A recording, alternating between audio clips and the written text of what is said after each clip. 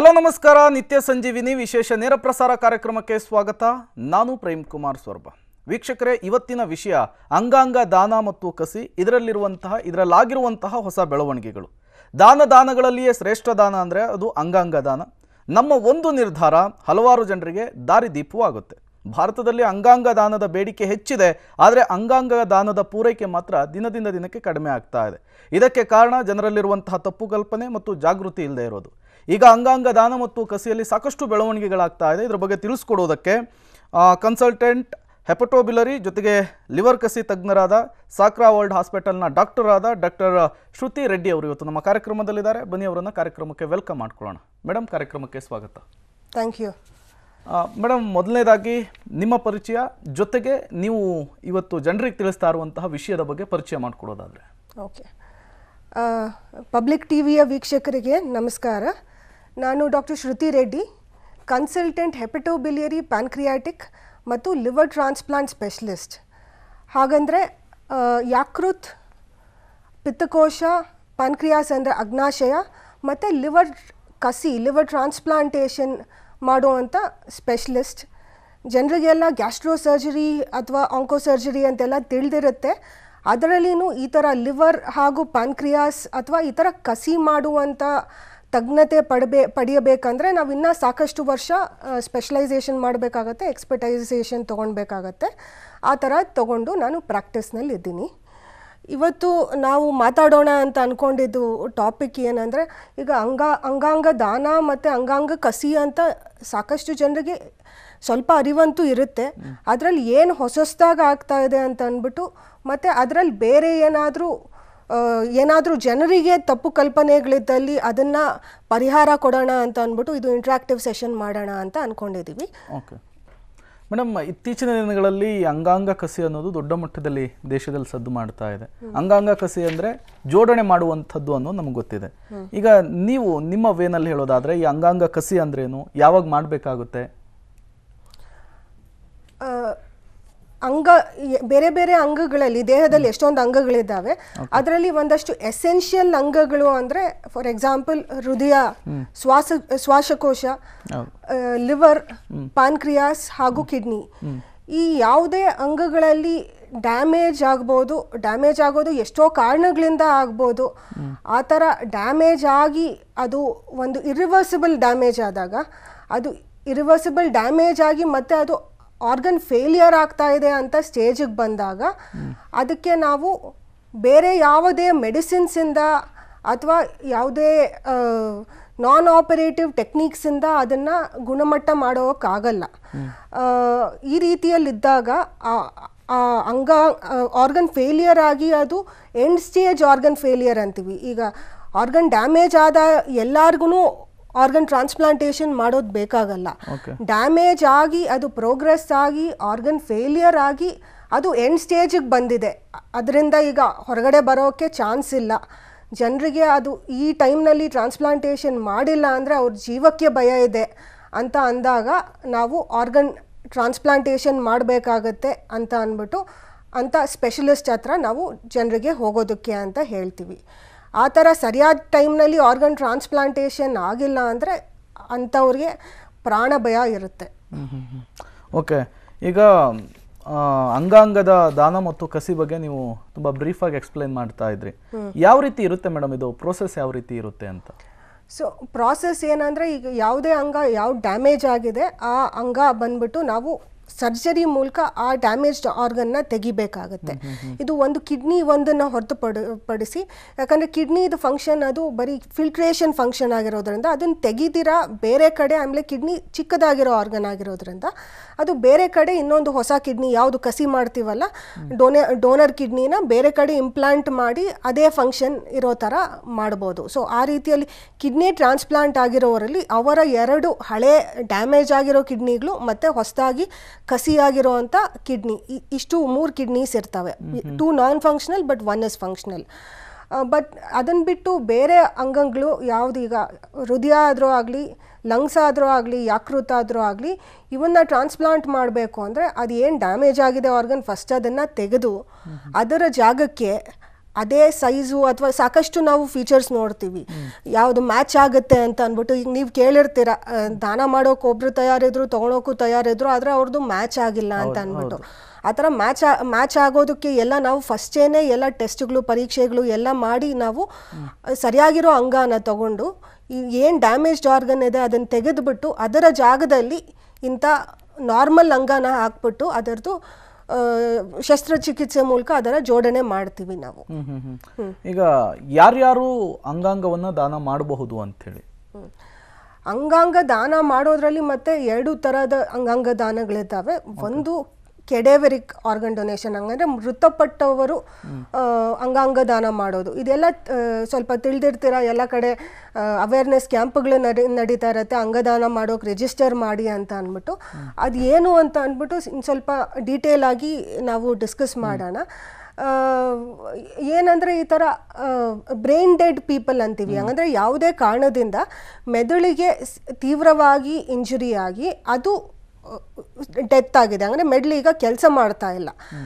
ಆ ಥರ ಆದಾಗ ಅಂಥವರ ಬೇರೆ ಅಂಗಗಳು ಸ್ವಲ್ಪ ಹೊತ್ತಿನವರೆಗೂ ಬೇರೆ ಮೆಷಿನ್ಸಿಂದ, ಅಂಗಗಳು ಅದಷ್ಟಕ್ಕದೇ ಜೀವಂತವಾಗಿರಲ್ಲ, ಮೆಷಿನ್ಸಿಂದ ಸಪೋರ್ಟಿವ್ ಮಾಡಿ ಅದನ್ನು ಜೀವಂತವಾಗಿ ಇಡ್ಬೋದು. ಈಗ ವೆಂಟಿಲೇಟರ್ ಕನೆಕ್ಟ್ ಮಾಡಿರ್ತಾರೆ, ಆ ವೆಂಟಿಲೇಟರಿಂದ ಉಸಿರು ನಡೀತಾ ಇರುತ್ತೆ, ಹಾರ್ಟ್ ನಡೀತಾ ಇರುತ್ತೆ, ಅದು ಸರ್ಕ್ಯುಲೇಷನ್ ನಡೀತಾ ಇರೋದ್ರಿಂದ ಬೇರೆ ಲಿವರು, ಕಿಡ್ನೀಸು ಎಲ್ಲನೂ ಇನ್ನು ಕೆಲಸ ಮಾಡ್ತಾ ಇರುತ್ತೆ.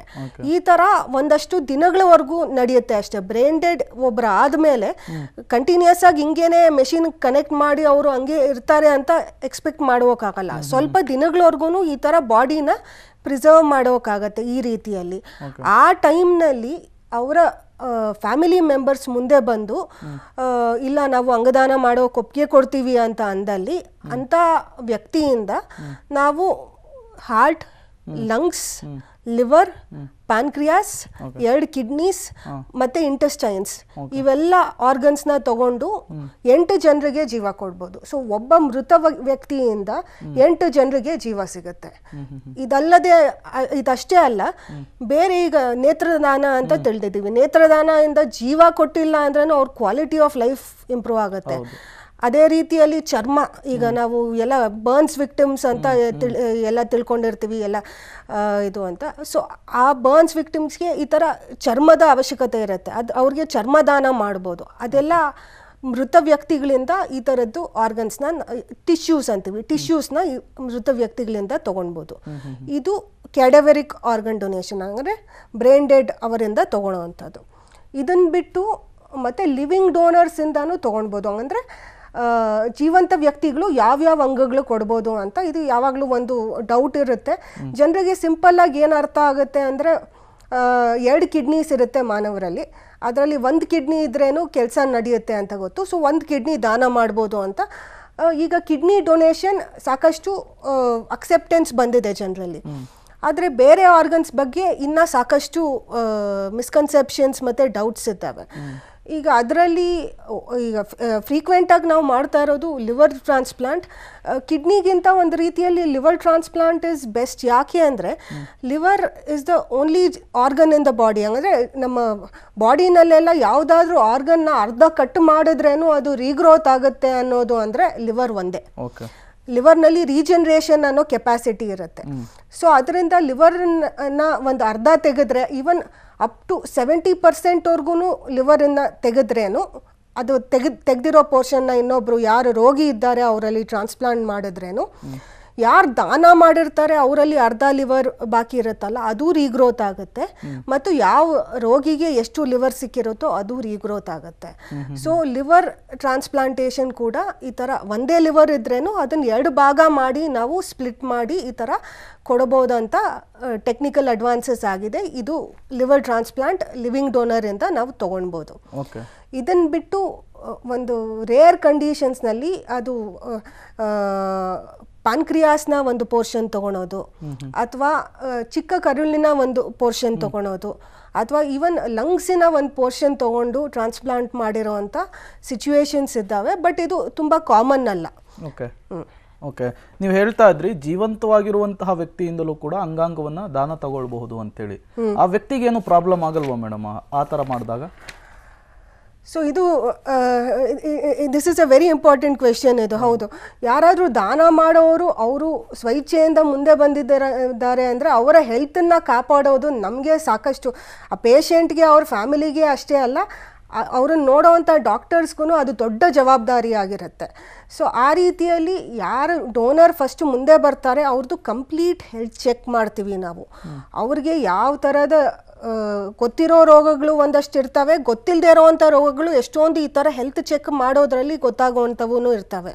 ಆ ಥರ ಏನಾದ್ರೂ ಸೀರಿಯಸ್ ತೊಂದರೆಗಳಿದ್ದಲ್ಲಿ ಅವರು ಅಂಗದಾನ ಮಾಡೋದ್ರಿಂದ ಅವ್ರಿಗೇನಾದರೂ ಹೆಲ್ತ್ ಕೆಡುತ್ತೆ ಅನ್ನೋ ಥರ ಇದ್ದಲ್ಲಿ ಅವರಿಂದ ನಾವು ಆರ್ಗನ್ ಡೊನೇಷನ್ ಮಾಡಿಸ್ಕೊಳಲ್ಲ. So donor health is of paramount importance to us.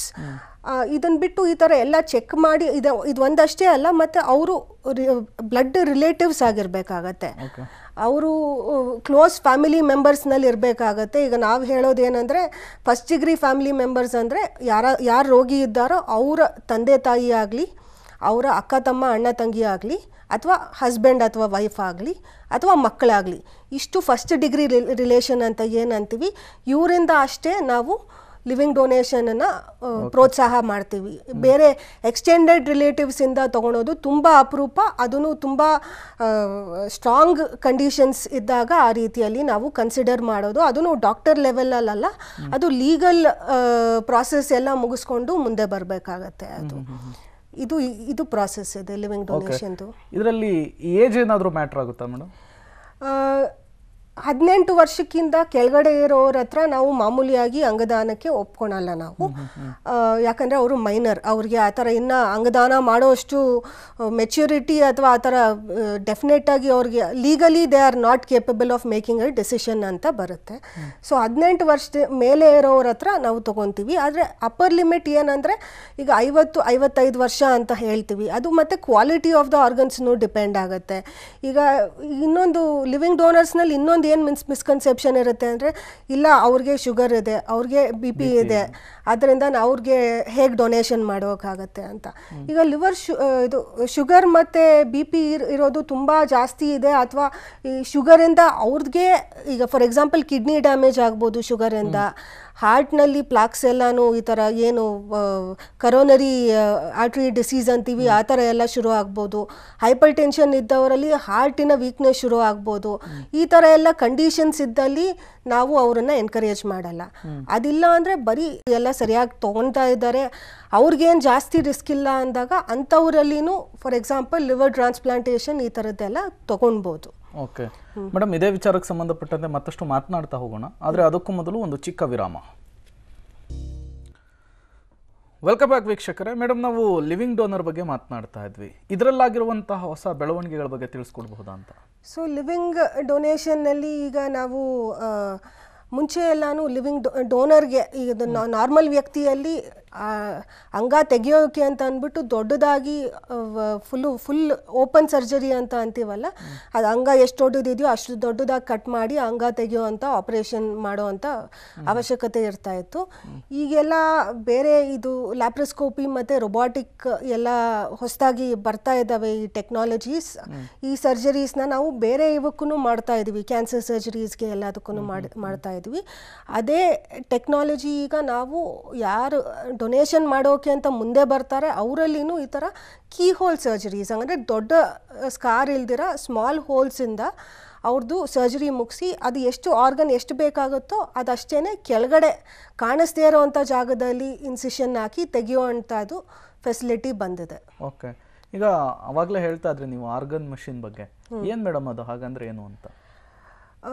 Organ machine ಅಂದರೆ ಈಗ ಫಸ್ಟು ನಾವು ಆರ್ಗನ್ ಟ್ರಾನ್ಸ್ಪ್ಲಾಂಟ್, ಈಗ ನಾನು ಹೇಳಿದೆ ಡ್ಯಾಮೇಜ್ ಆರ್ಗನ್ ತೆಗೆದುಬಿಟ್ಟು ನಾರ್ಮಲ್ ಆರ್ಗನ್ ಹಾಕೋದು ಅಂತ. ಸೊ ಆ ನಾರ್ಮಲ್ ಆರ್ಗನ್ ಯಾರು ದಾನಿಯಿಂದ ನಾವು ತೆಗೆದಿರ್ತೀವಲ್ಲ, ಅದು ಒಂದು ಬ್ಲಡ್ ಸಪ್ಲೈಯಿಂದ ಅದು ತೆಗೆದಿದ ತಕ್ಷಣ ಅದು ಅದರಲ್ಲಿ ಕೆಡುವಂಥ ಅದು ರಾಟಿಂಗ್ ಶುರು ಆಗುತ್ತೆ. ಅದು ಜಾಸ್ತಿ ಹೊತ್ತು ಹಂಗೆ ಬಿಟ್ಟರೆ ಅದು ಹಂಗೇನೆ ಅದೇ ಕ್ವಾಲಿಟಿ ಇರಲ್ಲ, ಅದು ಕೆಟ್ಟೋಗುತ್ತೆ, ಸಂಸ್ಕರಣೆ ಆಗುತ್ತೆ ಅದು. ಅದಕ್ಕೆ ಅಂತ ಅಂದ್ಬಿಟ್ಟು ನಾವು ಏನು ಮಾಡಬೇಕಾಗತ್ತೆ, ಅದನ್ನು ಕೆಮಿಕಲ್ಸ್ನಲ್ಲಿ ಪ್ರಿಸರ್ವ್ ಮಾಡಬೇಕಾಗತ್ತೆ. ಸ್ವಲ್ಪ ಸ್ಪೆಷಲ್ ಸೊಲ್ಯೂಷನ್ಸ್ ಇರುತ್ತೆ, ಅದರಲ್ಲಿ ಪ್ರಿಸರ್ವ್ ಮಾಡಬೇಕಾಗತ್ತೆ, ಮತ್ತು ಐಸ್ನಲ್ಲಿ ಇಡಬೇಕಾಗತ್ತೆ ಅದನ್ನು. ಈ ಥರ ಎಲ್ಲ ಮಾಡಿ ಕೂಡ ಒಂದು 8ರಿಂದ 10-12 ಗಂಟೆವರೆಗೂ ಆರ್ಗನ್ಸ್ನ ಪ್ರಿಸರ್ವ್ ಮಾಡ್ಬೋದು. ಒಂದೊಂದು ಆರ್ಗನ್ಗೆ ಒಂದೊಂದು ಥರ ಅದು ಟೈಮ್ ಲಿಮಿಟ್ ಇರುತ್ತೆ, ಅಷ್ಟರೊಳಗಡೆ ನಾವು ಟ್ರಾನ್ಸ್ಪ್ಲಾಂಟೇಷನ್ ಮಾಡಬೇಕಾಗತ್ತೆ.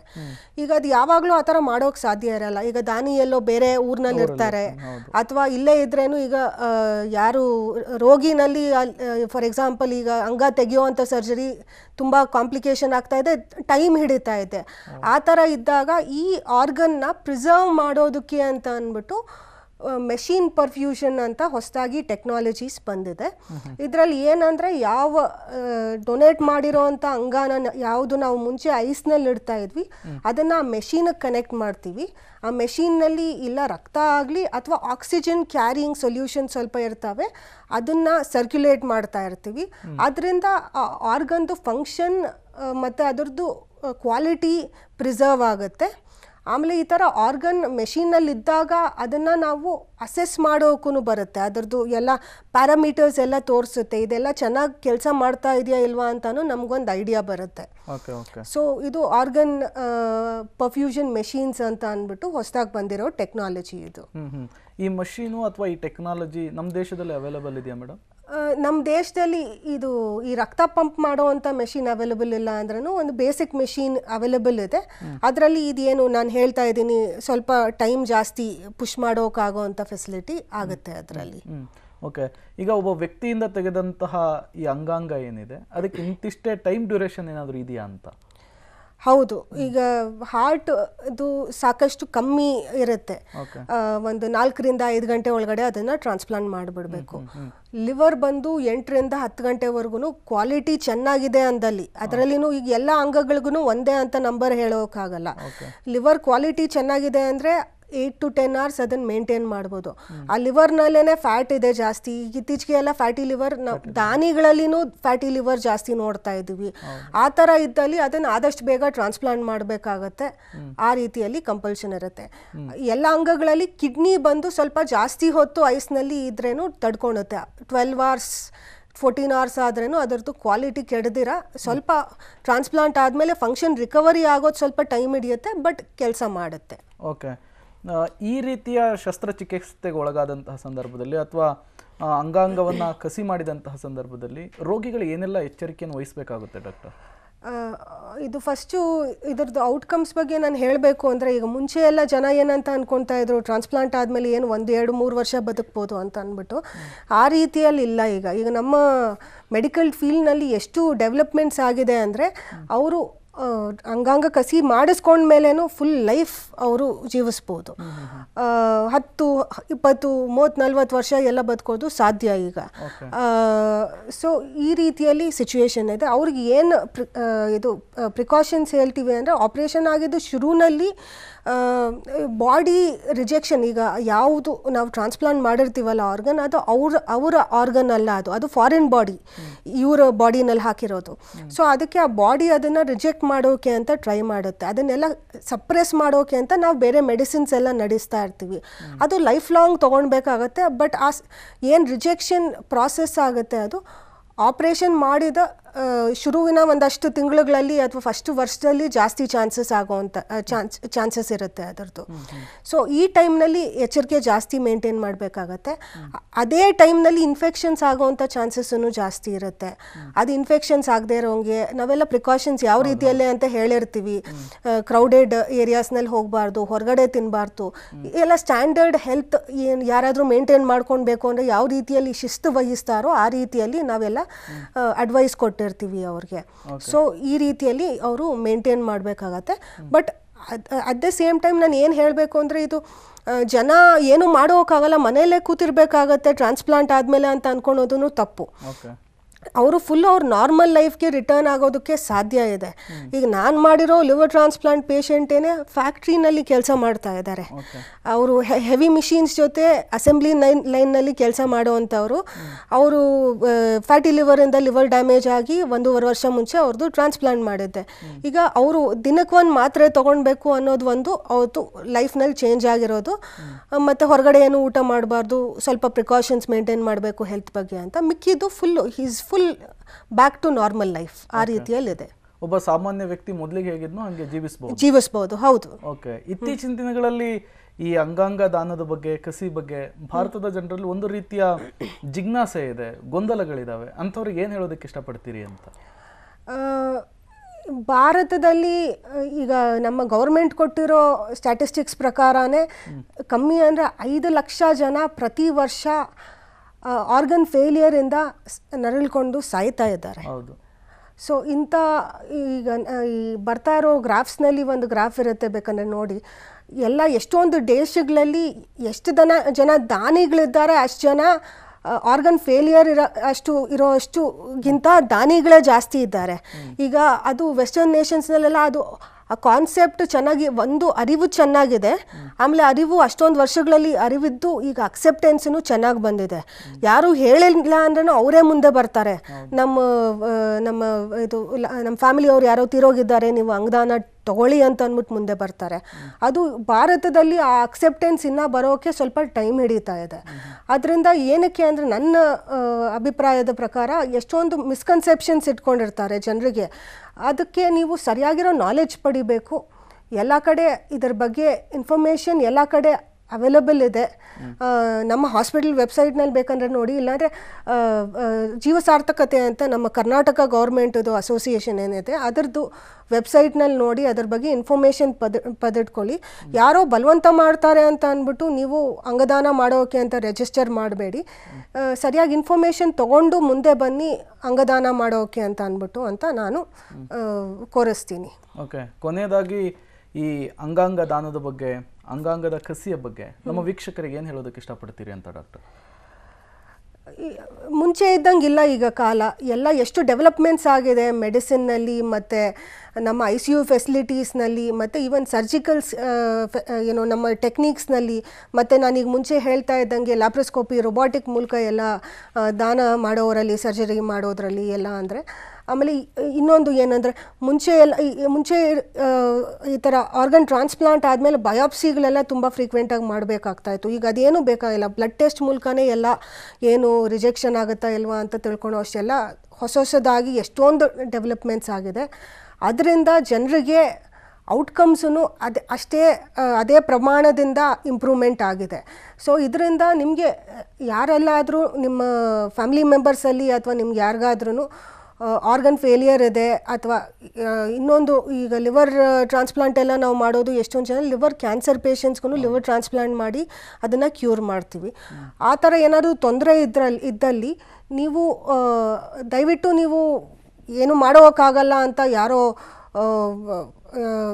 ಸರಿಯಾಗಿ ತಿಳಿದೇ ಇರೋರಂಥ ಜನರ ಮಾತನ್ನು ಕೇಳಿಕೊಂಡು ನೀವು ಹಿಂದೆ ಮುಂದೆ ಯೋಚನೆ ಮಾಡೋಕ್ಕಿಂತ ಯಾರು ಇದರ ಸ್ಪೆಷಲಿಸ್ಟ್ ಇದ್ದಾರೆ ಅವ್ರನ್ನ ಹೋಗ್ಬಿಟ್ಟು ಮಾತಾಡಿ.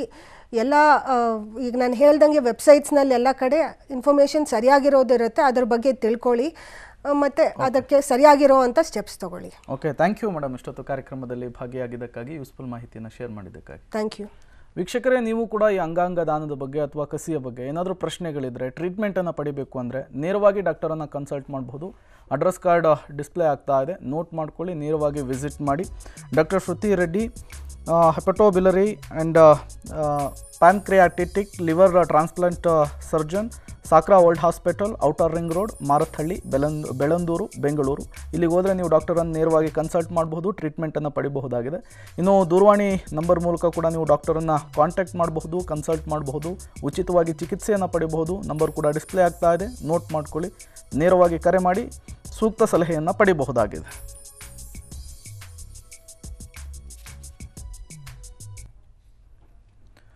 ಇದಾಗಿತ್ತು ಈ ಹೊತ್ತಿನ ವಿಶೇಷ. ನೆನಪಿರಲಿ, ನ್ಯೂಸ್ ಅಂದರೆ ಪಬ್ಲಿಕ್ ಟಿವಿ.